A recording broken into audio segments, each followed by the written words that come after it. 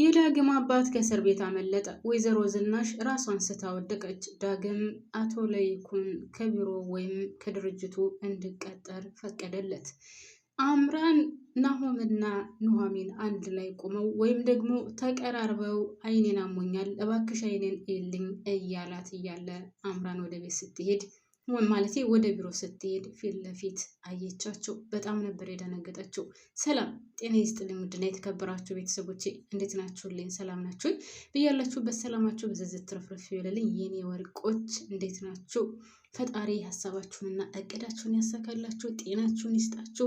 ላይክ፣ ሼር፣ ሰብስክራይብ ያደርጋችሁ ለምታበረታቱን ደግሞ ፈጣሪ ያክብርልኝ። አደራ ቪዲዮ ሲደርሳችሁ ላይክ ማድረጋችሁን አትርሱ። ሰውዳችሁ እሺ። ወይዘሮ ዝናሽ ፌንት ወደቀች ወይም ደግሞ ራሷን ስታ ሶፋ ላይ ተዘረረች። እንዴት እንደዚህ ሆነ ካላችሁን ደግሞ አባትየው ከእስር ቤት አምልጧል። ማለቴ የዳግም አባት ከእስር ቤት አምልጦ ወደ አዲስ አበባ መጥቷል። አዲስ አበባ መጥቶ ደግሞ ለልጁ ነው ቀጥታ የደወለለት። ልጁ አባቱን ስልክ ሲያዋራ ወይዘሮ ዝናሽ ትሰማለች።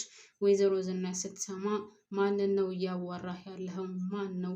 አባቴ እስር ቤት ነው እያልካን ነበር ወይ እያለችው እያለ አባዬ እስር ቤት ወጥቷል፣ አምልጧል፣ ወደ አዲስ አበባ መጥቷል ወይም ደግሞ አዲስ አበባ ነው ያለው ሲላት ራሷን ስታ ሶፋ ላይ ትወድቃለች። ዳግምም በጣም ደንግጦ እስከዛሬ ድረስ እማዬ ብሏት የማያውቀውን እማዬ እማዬ እማዬ እያለ ከመሬት ላይ አንስቶ እንደምንም ብሎ ሶፋ ላይ ያስተኛታል። እንደምንም ብሎ ሶፋ ላይ ካስተኛት በኋላ ትረጋጋለች። ትንሽ ከተረጋጋች በኋላ በቃ አንቺ ከተረጋጋሽ እኔ ሂጅ አባቴ እንድፈልገው ብሎ ትቷት ይወጣል። ወዲያውኑ አቶ ለይኩን መጥቶ ዝናሽ ምን ሆነሽ ነው ብሎ ቢጠይቃትም ምንም አልሆንኩኝም አላመመኝም አልኩ አይደል እንደ ብላ አቶ ለይኩን ትታው ትወጣለች። አቶ ለይኩን ጉዱን አላወቀ። ምን ጉድ እንደተፈጠረና ከቤት ውስጥ ምን እየተፈጠረ እንደሆነ አላወቀም። ሌላው የአቶ ለይኩን መልካምነትና ደግነት የሚገርምና የሚደንቅ ነው። ወደ ቤተሰቦቼ እኔ በበኩሌ እንደዚህ አይነት ሰው አለ ወይ እያልኩኝ ነው። ደግነቱ፣ መልካምነቱ፣ በተለይ ደግሞ ለኑሐሚን ያለው አመለካከት፣ ቅን አስተሳሰብ፣ መልካም አስተሳሰብ፣ ኑሐሚን አድጋና ትልቅ ደረጃ ደርሳ ማየት ከምንም በላይ ምኞቱ ነው። ዳግምን አዋርቶታል።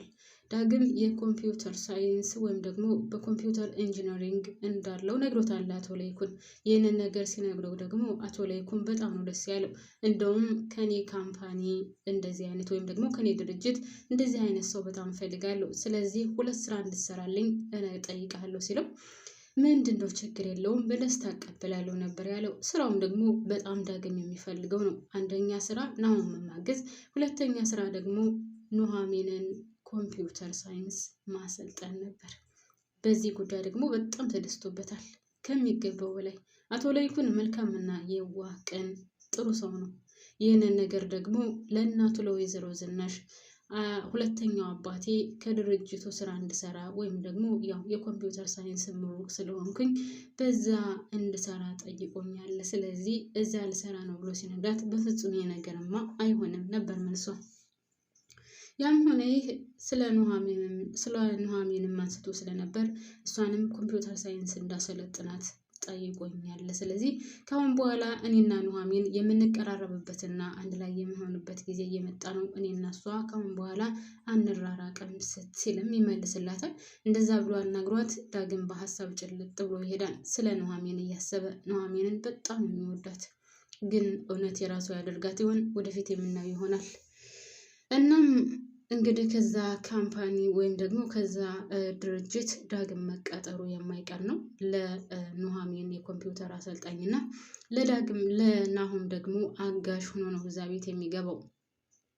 ወዲያውኑ አባቱ ሲደውልለት ነው እንግዲህ ወይዘሮ ዝናሽ ሲያዋራው ሰምታ ፌንት የወደቀችው። እናቱን አጽናንቶ ከተረጋጋችው በኋላ አባቱን ፍለጋ ይሄዳል።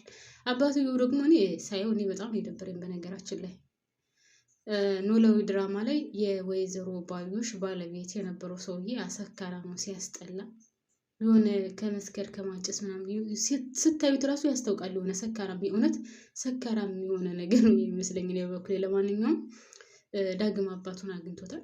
እናም ከእስር ቤት አምልጦ አዲስ አበባ እንደመጣ ለልጁ ይነግረዋል። እሱም ያው ለየት አባቱ ያደርገዋል።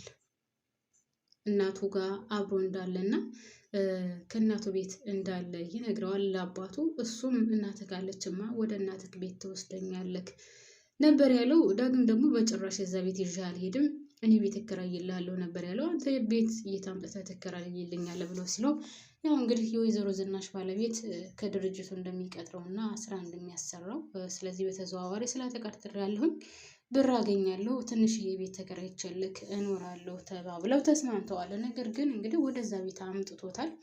የተሳሳተው ነገር እዚህ ላይ ነው። ማምጣት አልነበረበትም። እውነት ለመናገር ዳግም በጣም ነው የተሳሳተው። ምንም ቢሆን እናቱ ናት። የእናቱ ህይወት አይኑ እያየ እንድበጠበጥ ማድረግ አልነበረበትም። ሲቀጥል ደግሞ ቤተሰቦች የአቶ ለይኩንን ሁኔታ ያውቃል። አቶ ለይኩን ምንም ነገር መስማት የለበትም፣ ወይም ደግሞ የሚያስደነግጥ የሚያስፈራ ወይም የሆነ ውስጥን የሚጎዳ ነገር መስማት የለበትም ተብለዋል። ዶክተሩ ነግሯቸዋል። አሁን ዳግም አባቱን ይዞ መምጣት አልነበረበትም። አዎ የት አባቱ ያድርገው? ቢያንስ ቤት እስከሚከራይለት ቦታ የለውም፣ የት ያስቀምጠዋል? ነገር ግን ቢሆንም እዛ ማምጣት አልነበረበትም። እንግዲህ የዛ ቤት ህይወት እየተበጠበጠ ነው ያለው ቤተሰቦች። እንደውም ከእስከ ዛሬው ችግርና መከራ ይልቅ ከአሁን በኋላ የሚገጥማቸው ከበድ ያለ ይመስለኛል ማለት ነው እኔ በበኩሌ። ምክንያቱም ይህ ሰውዬ ከቤት መጥቷል። ከቤት ከመጣ ደግሞ ማነህ ምንድነህ ማለቱ አይቀርም አቶ ለይኩን። ሲቀጥል ደግሞ ሰውየው የሆነ ሰካራም ነገር ስለሆነ አንድ ቀን ጠጥቶ ከመጣ ሁሉንም ነገር ዝርግፍ ያደርገዋል። እሱ ብቻ ሳይሆን ዳግም እንግዲህ ይህን ሰውዬ ወደ ቤት አምጥቶታል። የት አባቴ ሊያደርግልሽ? ቢያንስ ቤት ተከራይቼ እስከማስቀምጠው ድረስ ነው እንጂ ከዛ በላይ ብዙ አይቀመጥም ብሏል። ሰውየው ደግሞ ያንን ቤት ሲያይና የቤቱ ምቾት የቤቱን ትልቅነት ሲያይ ከዚህ ቤት ንቅንቅ አልልም። ይልቁንስ ድፍረቱ ግን አንቺ ሰው በዚህ ደረጃ ደፋር ነው እንዴ? ኦኬ ስህተቱ የወይዘሮ ዝናሽ ነው፣ ግን የሰው ቤት መጥቶ የሰው ሚስት ነይ ቶሎ ናፍቀሽኛል፣ ልጁ ዳግምን አንተ ከዚህ ውጣ፣ እኔና ዝናሽ ባለቤቴ ናፍቃኛለች፣ ጥሩ ጊዜ ማሳለፍ እንፈልጋለን እያለ ነበር ሲያወራ የነበረው። እና እንግዲህ ይህን ነገር ያው ዳግም እንዲደረግ ወይም ይሄ ነገር እንዲከሰት ዳግም አያስደርገውም። ነገር ግን ዳግምም ቢሆን በጣም የተሳሳተው ከዛ ቤት መውጣት አልነበረበትም። የአባቱን ጸባይ እያወቀ አባቱ የሆነ ያኔ አንዳንድ እንደዚህ ዝም ብሎ ላይክ እንደሱ አይነት ሰው ምንም ብትሉት አይሰማም፣ ወይም ደግሞ አንድ ቀን የሰከረ ጊዜ እውነታውን ፍርጥርጥ ማድረጉ የማይቀር ነው። በዛ ላይ ደግሞ ወይዘሮ ዝናሽ ራሱ የተሳሳተችው ያው እኔ ስለ ትዳር ምናምን እውቀቱ የለኝም፣ ግን ቤተሰብ በትዳር ላይ ከምንም በላይ ግልጽነት ወሳኝ ነው ብዬ አስባለሁ። ለምን ካላችሁን አሁን የወይዘሮ ዝናሽ እና የአቶ ለይኩን ትዳር ግልጽነት ያጣና ግልጽነት የሌለበት በጠረጴዛ ዙሪያ የማይወያዩበት ትዳር ነገር ነው የሚመስለኝ። ለምን ካላችሁኝ እንግዲህ ወይዘሮ ዝናሽን ብትሆን ከዚህ ከዳግም አባት የሄደችው አቶ ለይኩን ቤቱን ለማቃናት ድርጅቱን እዚህ ደረጃ እንዲደርስ ለማድረግ ደፋ ቀና እያለ የሚሰራ ሰው ስለነበረ ለወይዘሮ ዝናሽ ቦታ አልሰጣትም ይመስለኛል። እንግዲህ እንደ እንትኑ እንደዛ ነው፣ ቦታ አልሰጣትም፣ አይንከባከባትም፣ ያው ፍቅር አይሰጣትም ለማለት ያክል ነው። እንደዛ አልነበረም። ስለዚህ እንደዛ ስላልነበረ ወይዘሮ ዝናሽ ደግሞ ምንድነው የመሰላት የሚወዳትና የሚያፈቅራት ስላልመሰላት ከዳግም አባት ሄደች። ከዳግም አባት ጋር ሆና ደግሞ ስለ አቶ ለይኩን ስታወራ አልወደውም፣ አላፈቅረውም፣ ለጊዜያዊ ነው እንጂ በፍጹም ከሱ ጋር መኖር አልፈልግም ነበር ስትለው የነበረው ቤተሰብ አስባችሁታል? አቶ ለይኩን ደፋ ቀና የሚለው ቤቱን ለማሳደግ ወይም ቤቱን ጥሩ ደረጃ ለማድረስ ለቤቱ ነው ደፋ ቀና ሲል የነበረው። እሷ ደግሞ ስለማይንከባከባት፣ ፍቅር ስለማይሰጣት፣ ስለማይወዳት፣ ለእሷ ጊዜ ስለሌለው የመሰላት እንደማይወዳት እና እንደማያፈቅራት ተሰምቷት ነው እንግዲህ ወደ ሌላ ወንድ ሄዳ ዳግምን የወለደችው። ይህ ሰውዬ ደግሞ በሰዓቱ እሱን አልወደውም፣ አላፈቅረውም ለጊዜው ነው እንጂ ስትይኝ አልነበር ወይ ነው ያላት። በሱ በኩልም ስህተት የለውም። መጀመሪያውንም እንግዲህ ናሆምን ከወለደችው በኋላ ነው ከዳግም አባት የሄደችው እና ብቻ የሆነ ውስብስብ ያለ ነው ትዳሩ። የዚህ ቤተሰብ ወይም የዚህ ቤተሰብ ትዳር የሆነ ጭምልቅልቅ የወጣና የሆነ ብቻ በጣም ይደብራል ቤተሰብ።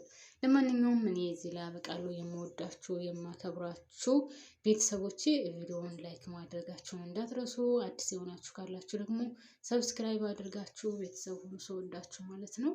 እኔ እዚህ ላይ አበቃለሁ። ባባይ ማሮቼ